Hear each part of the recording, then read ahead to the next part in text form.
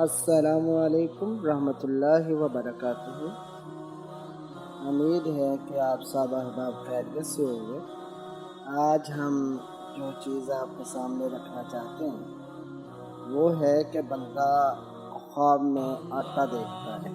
آٹا یہ گندم سے جو تیار ہوتا ہے، جس سے چپاتی بنائی جاتی ہے، وہ خواب میں آٹا دیکھتا ہے تو یہ امید کی جا سکتی ہے کہ اس بندے کو اللہ حلال رزق عطا کرے گا۔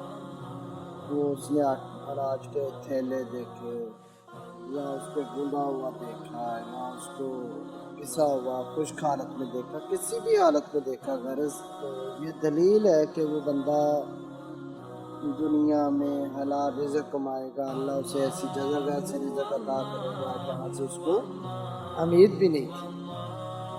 تو اگر وہ بندہ دیکھ رہا ہے کہ وہ آٹا سیل کر رہا ہے، فروخت کر رہا ہے، تو ہو سکتا ہے کہ وہ بندہ اپنا دین دنیا کے فائدے کے بدلے میں بیچ دے، دین کے معاملات میں دنیا کو ترجیح دے، قسمیں اٹھا دے جھوٹھی دنیا کے فائدے کے لیے، یا جھوٹھی گواہی دے دے۔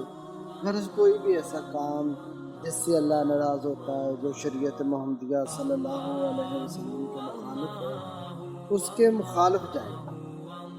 تو اس لیے اللہ تبارک تعالیٰ سے پناہ مانگنی چاہیے کہ اللہ تعالیٰ ہمیں برے حالات سے، بری کیفیات سے بچا کے رکھے، ہمیں اللہ اسلام پر زندہ رکھے۔ دعا کرتے رہنا چاہیے، اللہم من احییتہ منا فاحیہ علی الاسلام فمن توفیتہ منا فتوفہ علی الایمان۔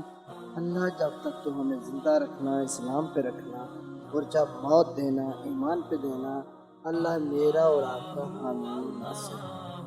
اللہ اللہ اللہ